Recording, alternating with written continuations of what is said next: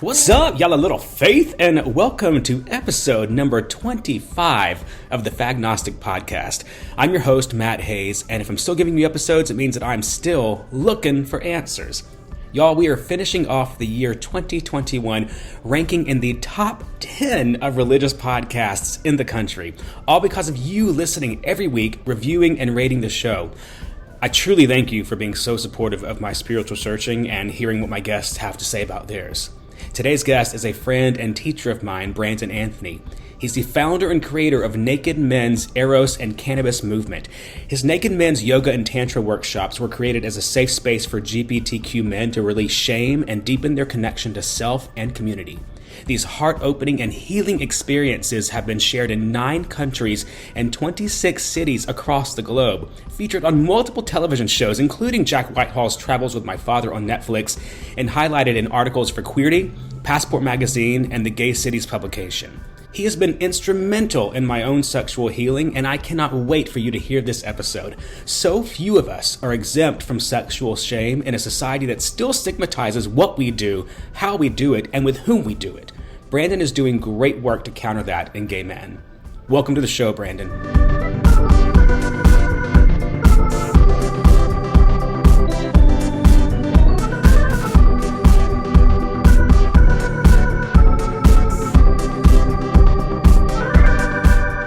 But Brandon, the sexy and spiritually nuanced yogi. I'm so glad you're here today. I'm so excited to have this conversation with you. I've benefited from what you put into the world, and I'm really excited. As someone, I can only speak from a gay man's point of view, but most of us have some sort of body shame because of what we have been through in childhood and trying to cover up our insides. We try to perfect our outsides. And I feel like you have developed such a beautiful conversation around marrying the two, the inner and the outer. And I'm just so happy that you are here today to talk to us about it. Thanks for being here.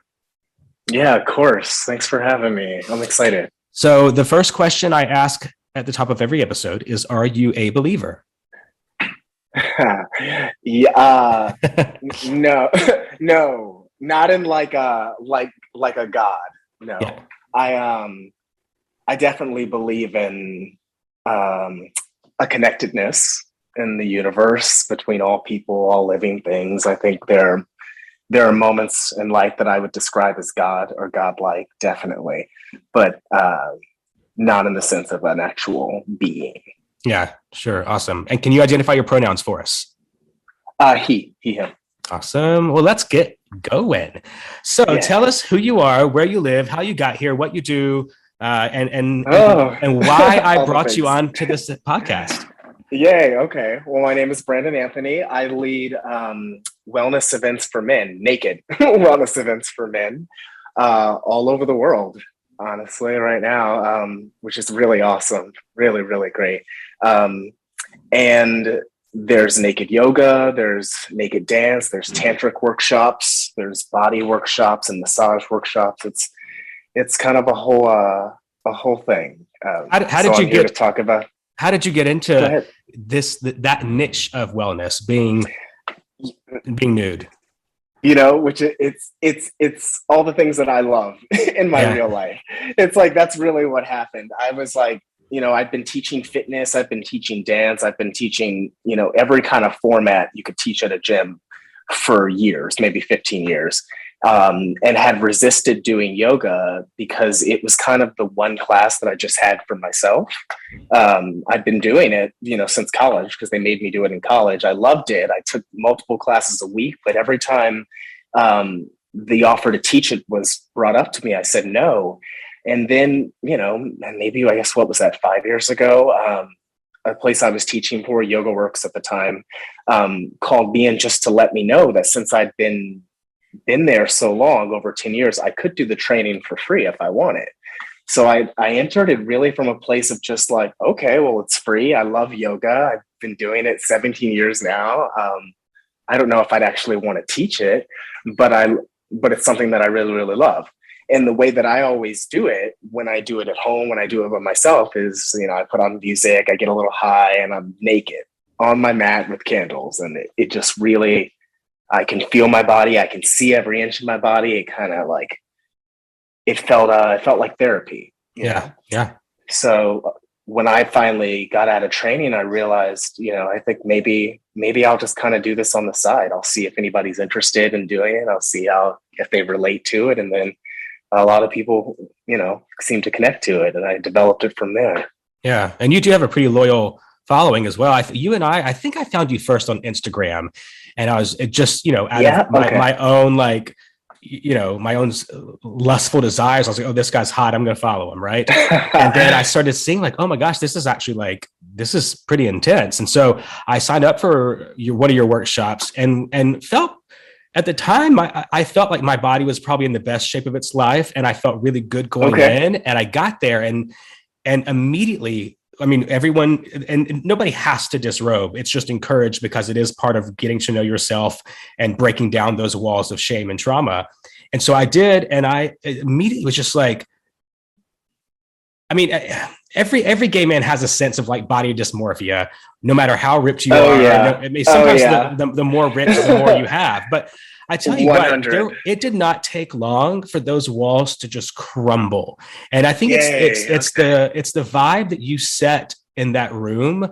And it all comes from you, and you're checking with people, and there's something so spiritual about your aura that is a little disarming, like, to be quite honest. I mean, like, but in a good way, because it's a way, it's something about you does not allow for there to be a wall.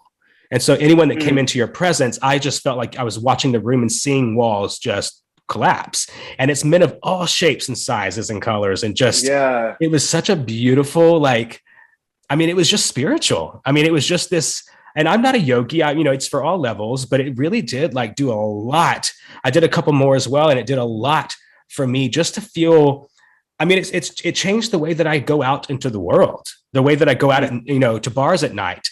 I mean, even the way that I work out, I mean, it's just different because of this in touchness with myself. You know what I mean? Yeah. Yeah. I love that you said that.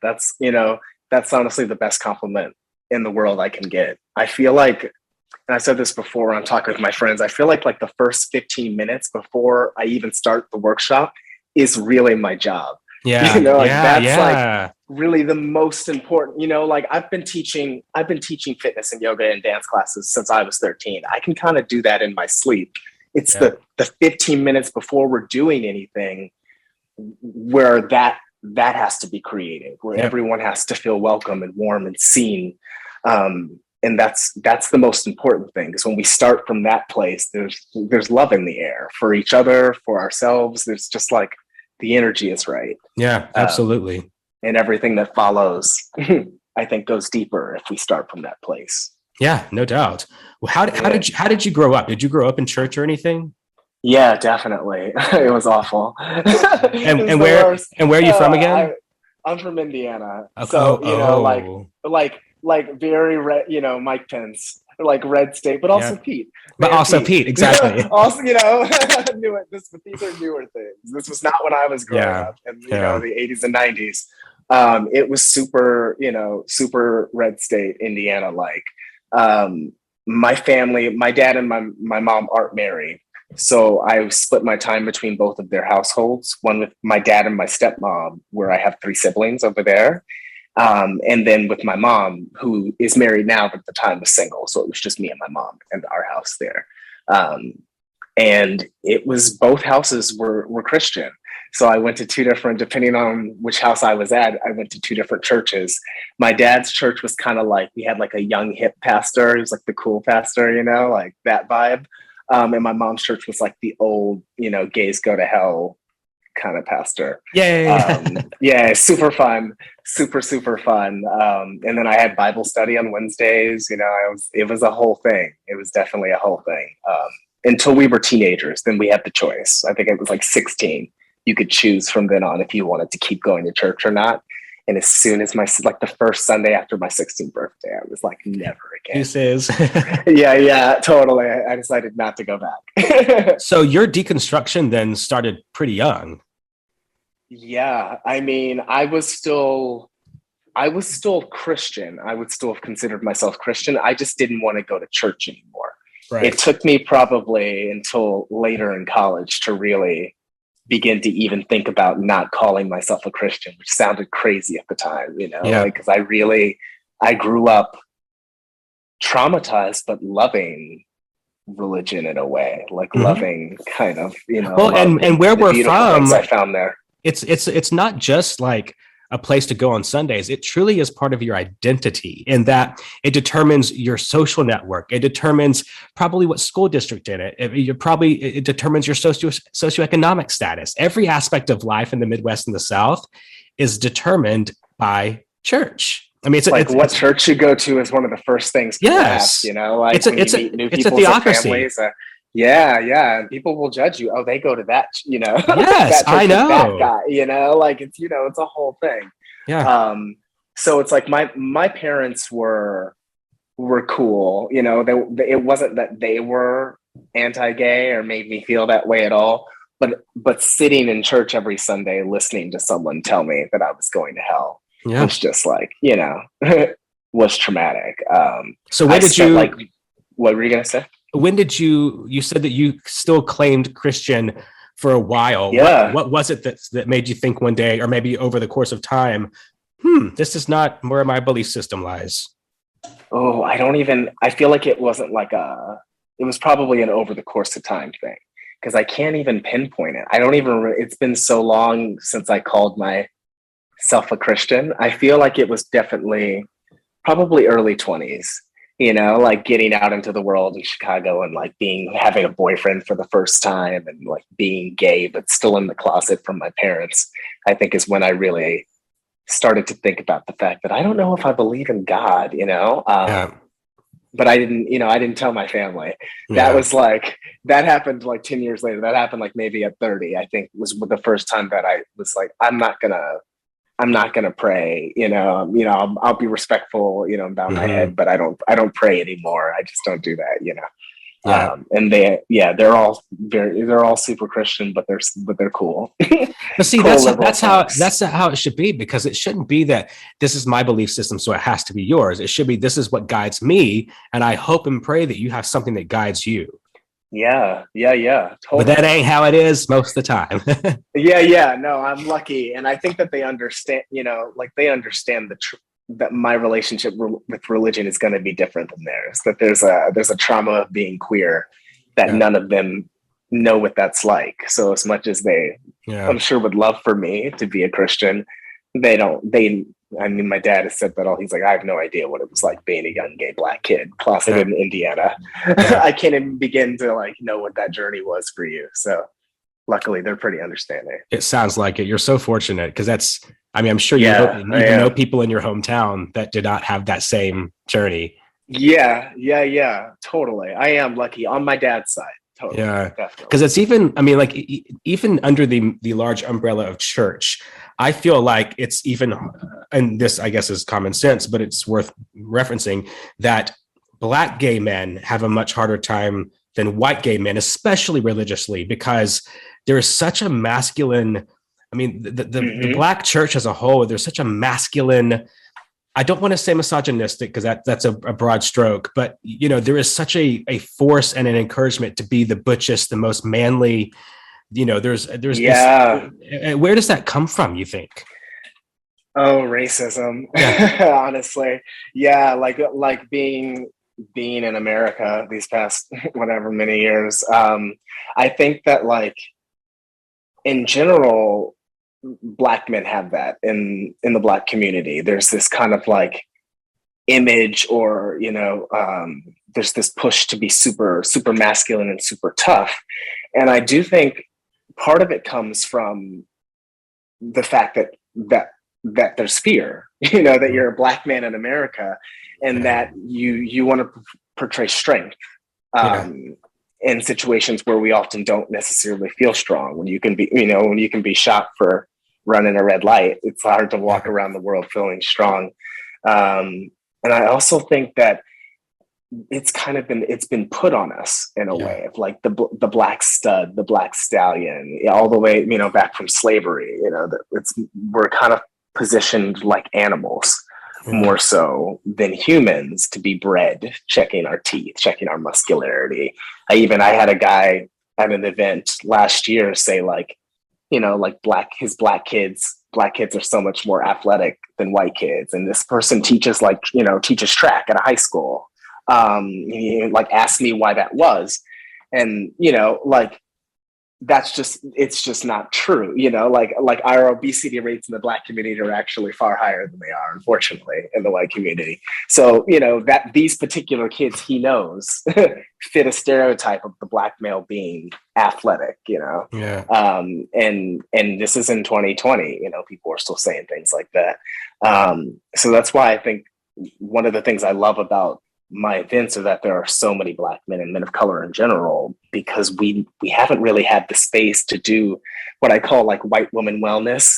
That very much like, I worked for Equinox, I worked for Soul Cycle, Right. I worked for Yoga Works. I worked for these places where people are paying sometimes, $300 a month and higher, or $40 to $60 a class. When I was teaching at Soul Cycle in New York, like these, that white woman wellness brand sometimes doesn't always, paint a picture that's welcoming to everyone. And of course, it's not just white women. There are lots of people of color who go to these places, but it's a general kind of energy of like the Lululemons and the $200 pants and all of that. And I wanted to kind of like get rid of that shit, and make it more welcoming to people who haven't grown up in those communities, haven't grown up, with yoga and Pilates and all of these things that are about self-care. How did you, in entering into that world? I mean, like, I know you've been in fitness for a long time, so you've already established yourself in that way, but did you find it harder to break into the yoga world, being a black gay man versus a white gay man or a white woman? I don't know, because yoga I never did for anyone but myself. Sure. That I was teaching every other format. As soon as I finished my training with Yoga Works, the naked yoga pop-up classes I was doing were building so fast that I quit within like 3 months at Yoga Works. I never taught a yoga class for them. So I was teaching. And clearly it's working out, because I see those arched entryways, and it looks like it's working for you. I'm very glad to hear that. Thank you. I like my entryways. That was literally the seller. I walked in and was like, I want it. Yep. These entryways I love. Yeah, I like drama. Well, I do too, just not as a participant, but as an observation. Right. In architecture. Maybe I'll like stir it a little bit sometimes, but never.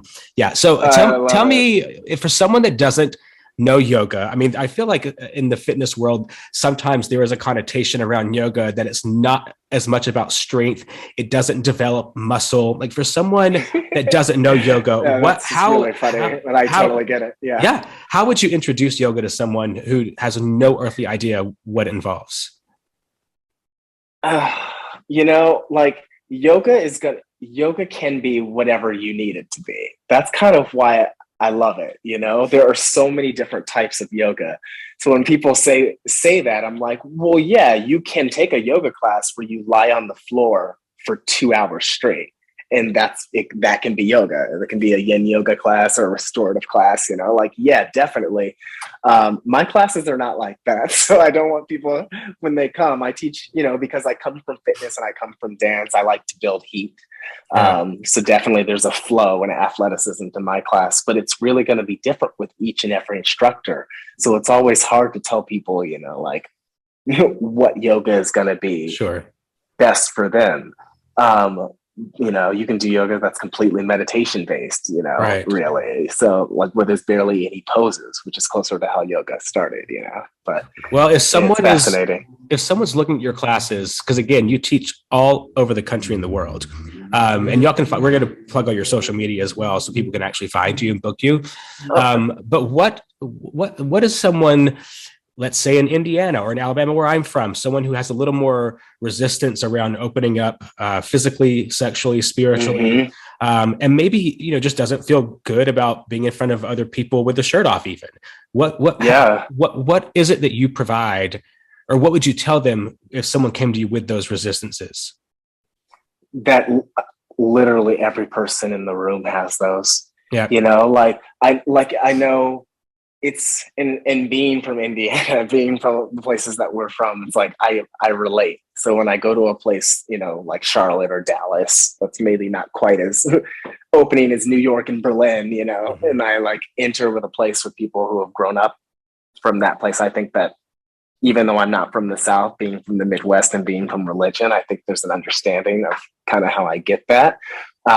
What I think maybe they don't see are all the little things that make it hard for me and everyone else in the room too. I think sometimes because of what I do, people would assume that it's really easy for me, but I have scoliosis and I didn't take off my shirt comfortably, you know, until I was like, I don't know, in college, really, you know, like I was a dancer and I was in theater, so I had to be shirtless on stage. And if I was moving or dancing, I didn't mind it.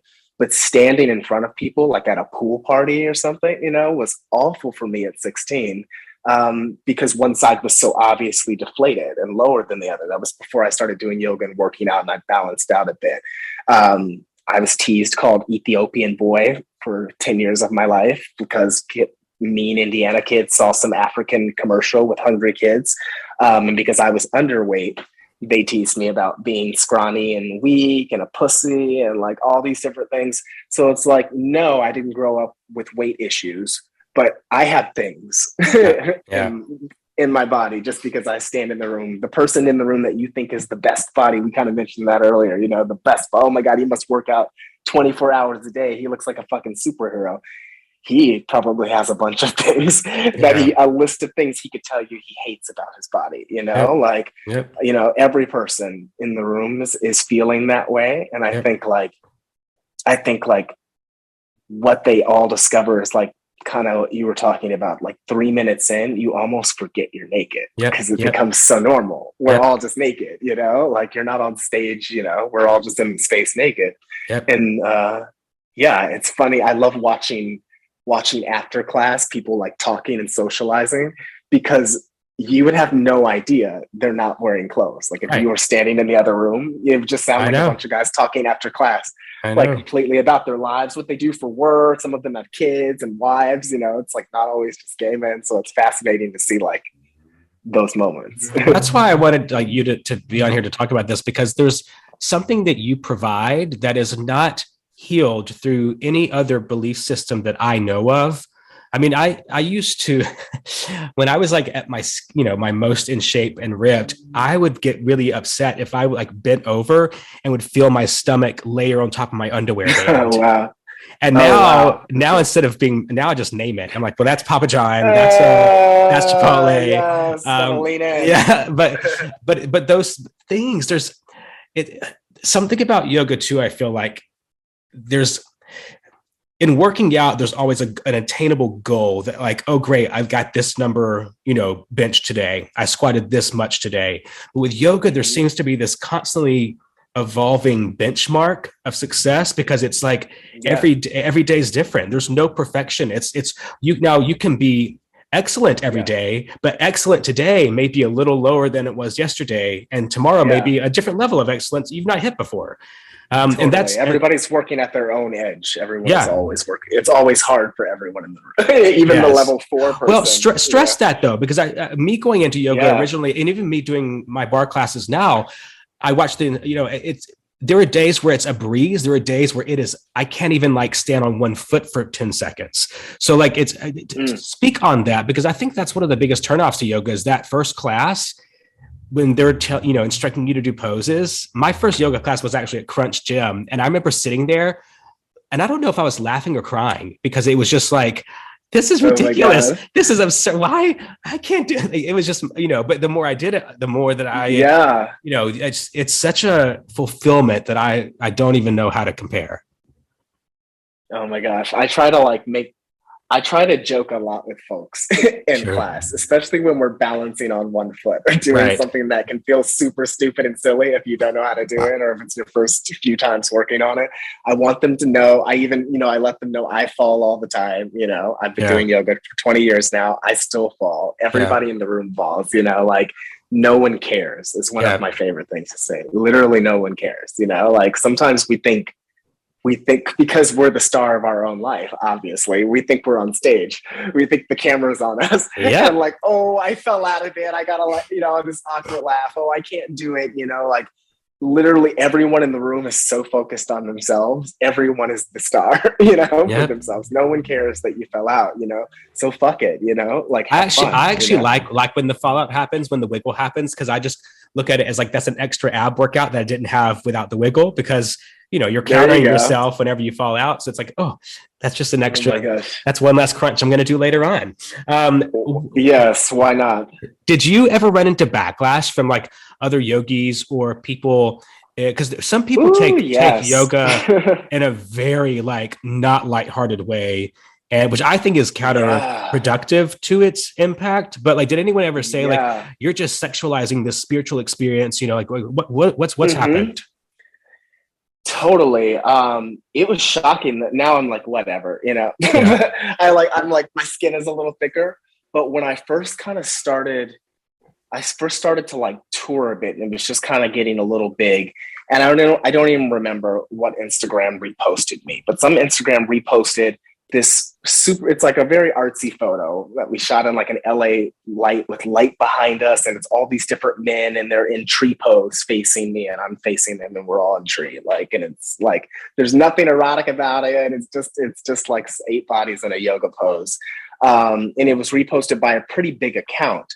And I remember being super excited and I went to go comment to thank them for posting it, and saw like some of the comments that people had written.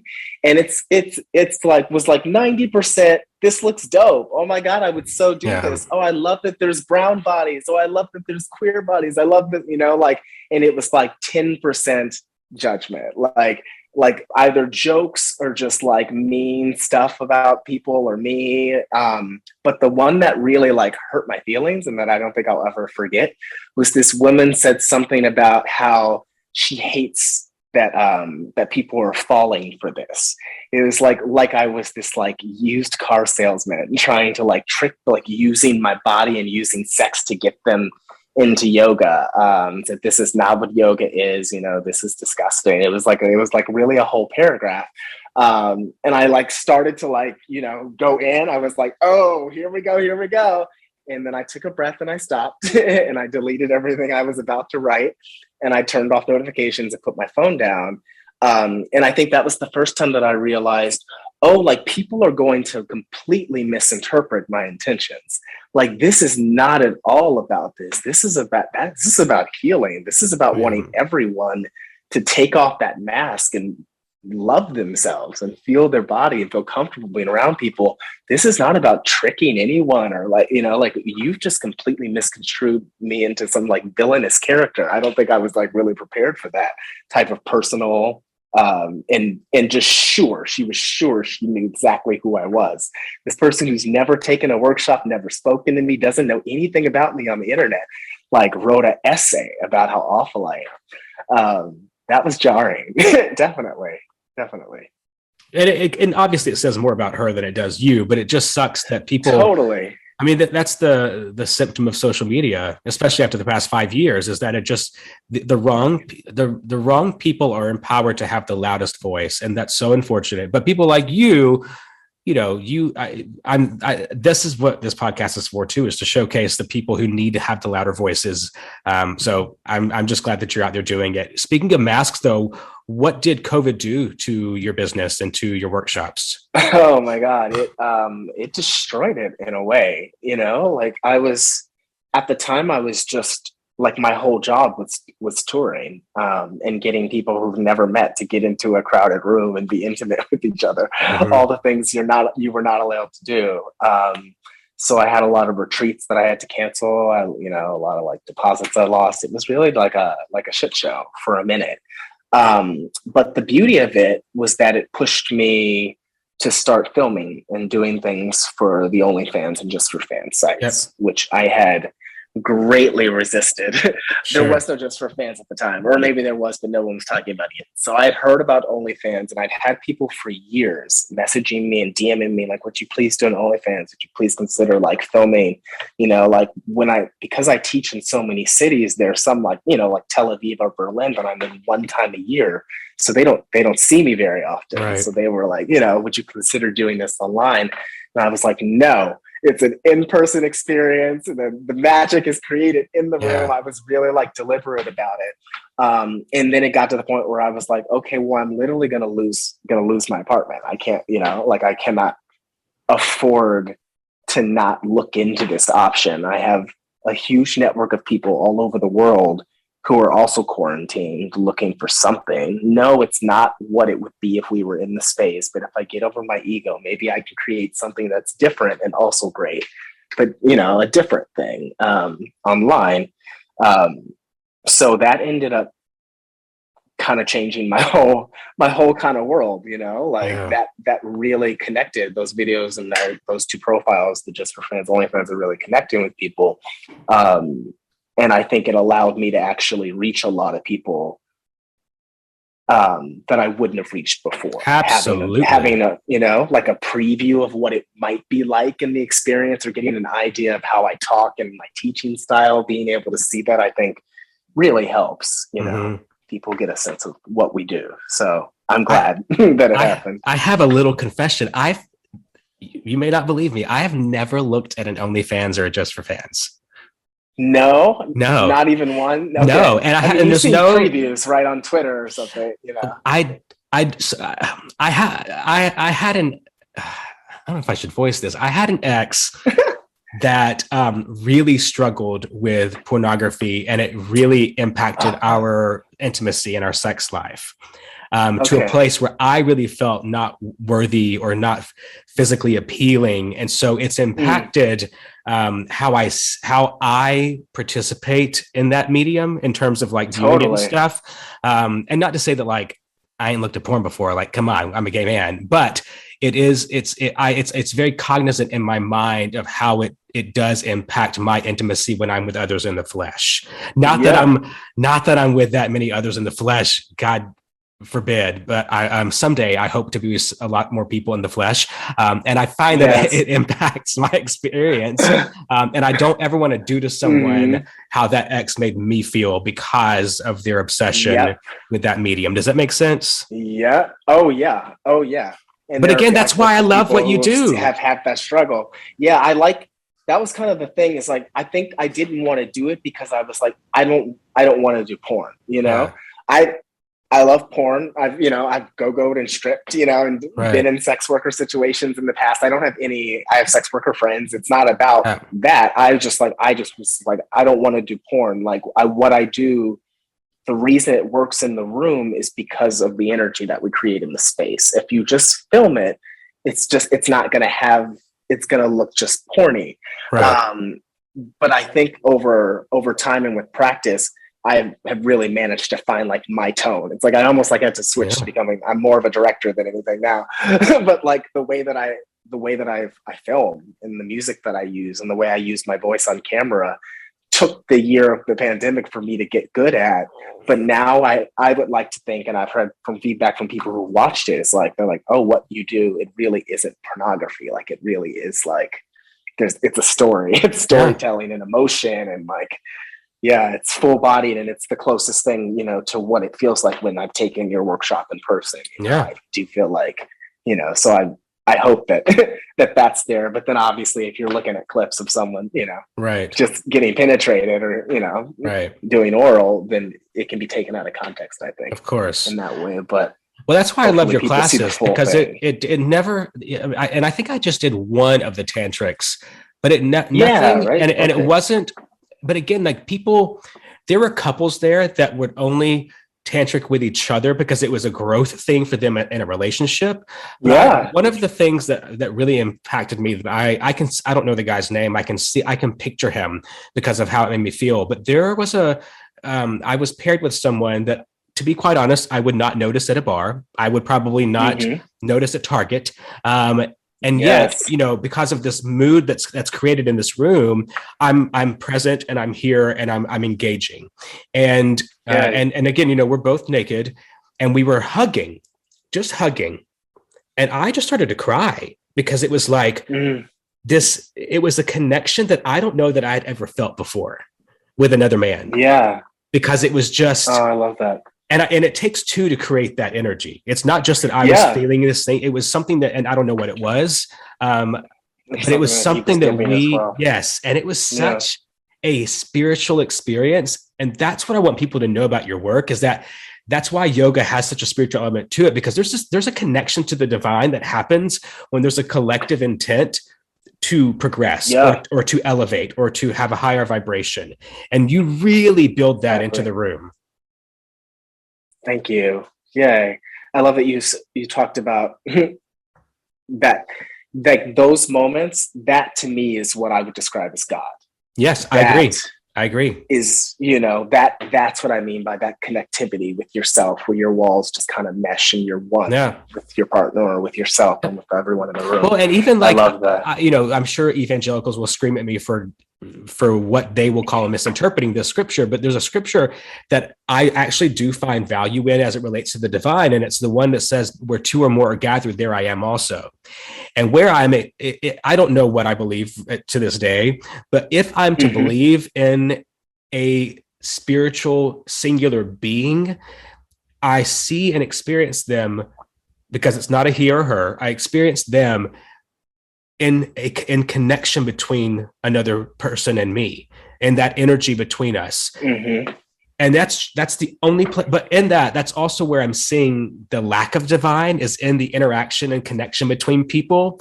And that's why I don't know what to believe, because I'm seeing God and anti-God in the same place. And it's like, well, who's real? Who's who? Does that make sense? Kind of. It's just, I guess I'm saying they're both real, aren't they? I mean, well, and that's, we're not. But I don't know if I can believe in both. You know what I mean? Like, I don't know, but the yin and the yang. But that energy that you create was such a connection to the divine with what you foster with these people. And what kind of growth, because people come back to you over and over again. What kind of growth have you seen?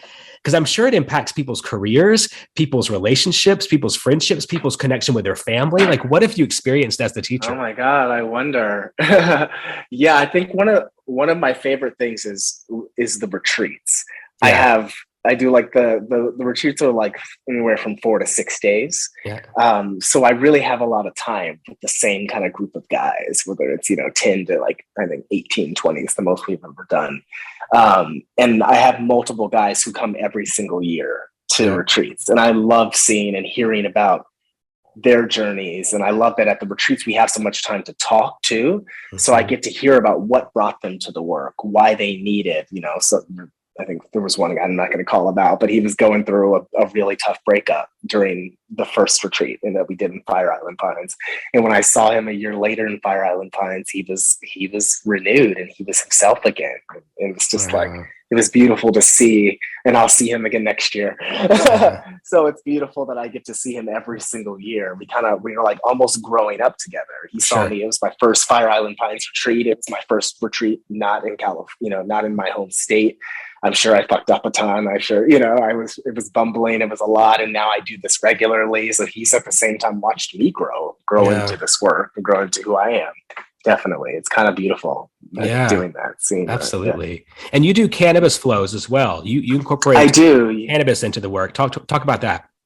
Yeah, I that's not a part of our regular workshops, but in LA and New York and at the retreats, I'll teach a pop-up cannabis flow class. And I love adding cannabis for this type of work is really great because it makes those first 15 minutes much easier.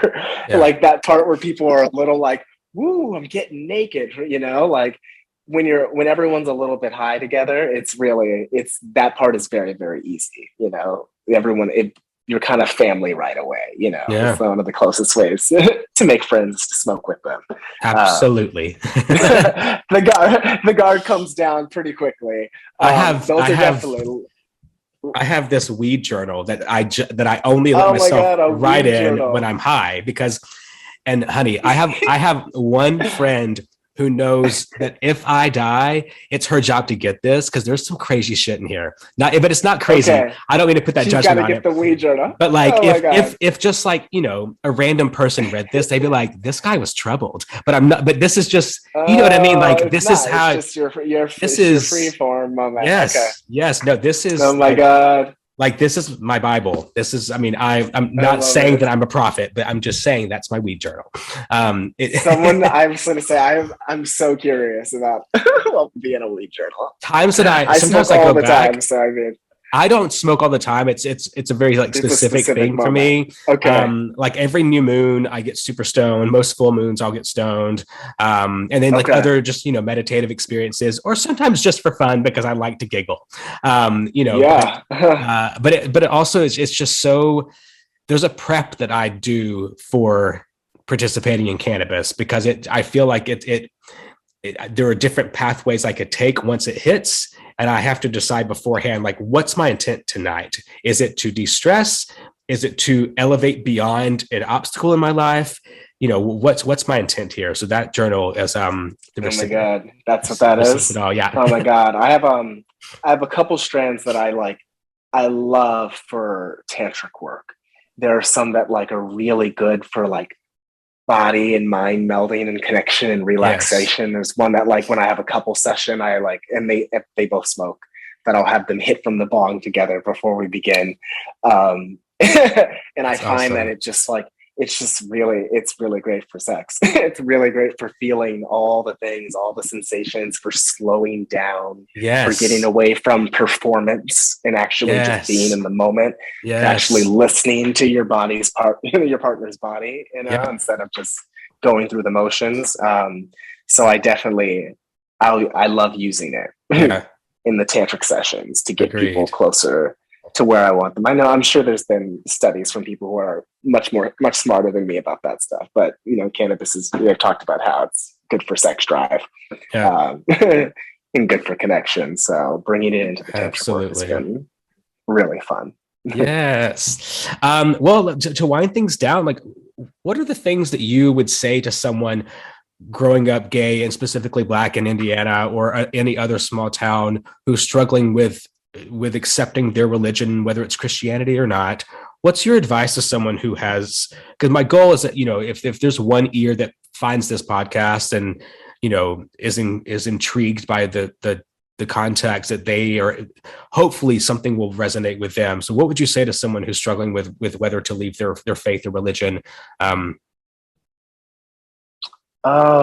would say that I think that they should. I think that you can take the good, you can take all of the great lessons that you learned without belonging to any type of organized faith. But that I think you need to belong to yourself.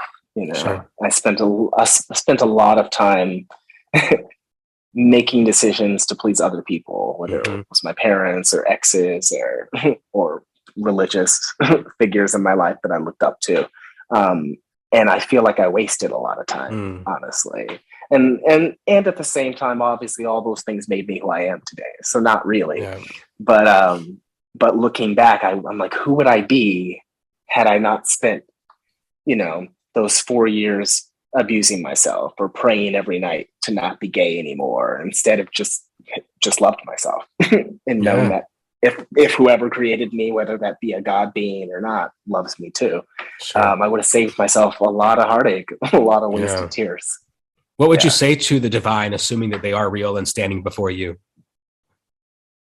Oh, I don't know if I'd say anything nice. That's usually the response I get. Oh, okay, got it. Wow. Okay, I thought that was going. I was like, oh no, I don't know if I have anything nice to say. No, my favorite, and I think it actually came from a minister, was "fuck you." Like, what are you doing? I mean, that was what I thought, and I was like, well, don't say that. Yeah, I definitely. No, say it. That's where, I mean, that's a lot of people. You know, a lot. There's a lot of pain and death and suffering. Yeah. A lot, like, I mean, just like an unimaginable amount. has been caused by religion. Yeah, and still is. So, I mean, and still is constantly. Our world is suffering from it, like on a climate change issue. I mean, every problem in the world, stems from religion. Every single fucking problem. Yeah, it can all be tied back. Yeah. So, so if the divine exists, I think there would be some frustration that this was allowed to happen in your name and whatever, however you want to say it. Yeah, definitely. Yep, I completely agree. Where can people find you? On Instagram, Brandon Anthony Eros. Can you spell that for the dummies like me? Yeah, totally. It's my name. I meant the Eros part. Oh, got it. ANTHONY and then EROS. Thank you. Yes, dummies. I forget that this is not a word everybody I know all the time. You're more involved than us, Brandon. Don't forget. No, not at all. Should I say the grown folks one too? The Twitter? Yes. Okay, I don't know if we'll say the grown folks one. Twitter is twitter.com/nakedvinceyoga. Yes. Okay. I don't know if I have a Twitter account. I think I have 8 followers.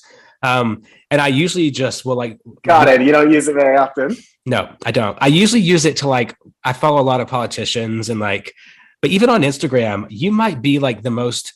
Okay. I don't follow. I mean, I don't follow celebrities. I don't follow the hot boys of West Hollywood. Oh my God. It's most of it's cooking and babies and dogs and high school. I don't know. I feel like my social media is pretty lame. But and then the naked yoga guy. And then the naked yoga guy. No, but because of how your work has impacted me. I mean, I can't say that enough.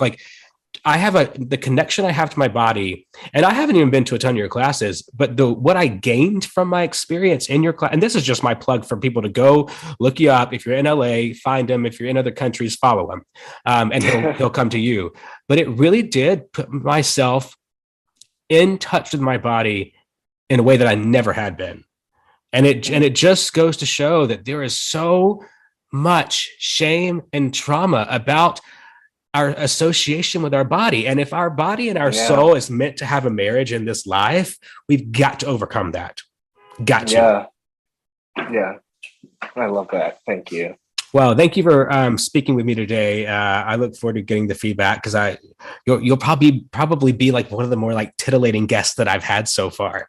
Oh, really? Because like I said, it's been so much academia and theological. Okay, got it.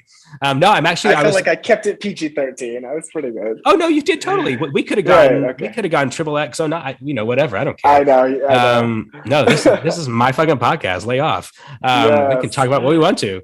Well, I'm still. I definitely will be back to a class. I just don't know. I was gonna say, come back soon, please. I will for sure. I will. I miss it, and I look forward. And I've turned a few people onto it as well, who have the same reaction that I did. So I appreciate you, Brandon. All that you do for the world, for the people that take your classes, and for being here today.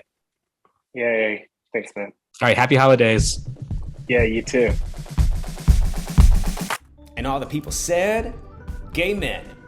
Thank you all for listening to another episode of the Fagnostic Podcast hosted by me, Matt Hayes. You can find me at matthayes.com. That's MATHAYES.com, or on just the millennial socials at Hayes on It. HAYES on it. Please go subscribe, review, and share this podcast. And in the meantime, peace be with all y'all. Hi, Michael Spicer here. Matt Hayes forgot to put my name in the credits of his podcast as the composer, but I'm here to tell you that I wrote the music for his podcast. Whatever it's called, I don't know.